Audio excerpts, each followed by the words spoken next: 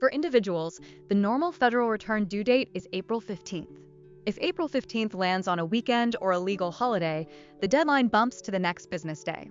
On the EA exam, they'll test that shift, so don't freeze if you see a Saturday deadline. Also know the tax year versus due year idea. A 2024 Form 1040 is generally due April 15th, 2025.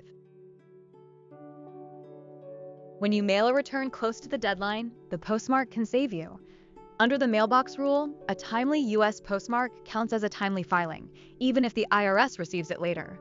Exam tip: if the facts mention close to the deadline, think certified mail or proof of mailing. That proof matters if the IRS says it arrived late. E-filing has a similar concept, but it's not the same rule. An e-filed return gets an electronic postmark based on when it's accepted and transmitted to the IRS. Here's the trap.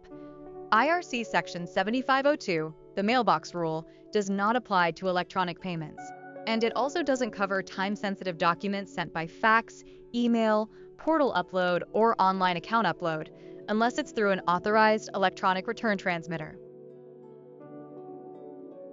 If you can't file by the due date, Form 4868 is your best friend. Filed by the original deadline, it gives an automatic 6-month extension to file, typically to October 15th. But the exam loves this line. An extension to file is not an extension to pay. You still pay by the original due date to avoid failure to pay penalties, and you'll owe interest on any unpaid balance. Some taxpayers get an automatic 2-month filing extension to June 15th without filing Form 4868. Know the 3 categories: certain non-resident aliens with no wage income subject to U.S. withholding, U.S. citizens or residents living outside the U.S. and Puerto Rico with a main place of business outside, and taxpayers on active military duty outside the U.S. Big catch! Interest still runs from April 15th on any tax not paid. There are also special extensions beyond the usual pattern. Taxpayers living abroad can request an additional discretionary 2 months beyond October 15th, often pushing a calendar year return to December 15th. Combat zone relief is even bigger. Filing, paying, and refund claim deadlines are suspended from entering the combat zone until 180 days after leaving. On the EA exam, combat zone relief is the one that can extend both filing and payment. Mateo has a loss from worthless securities. How many years does he have to amend his tax returns in order to take this loss? The choices are 2 years, 7 years, 6 years, or 3 years. Think about it. This is a statute of limitations exception question. The correct answer is 7 years. A claim for refund attributable to a loss from worthless securities gets a special 7-year period. Instead of the usual 3-year refund claim rule, 3 years is the tempting choice because it's the general rule.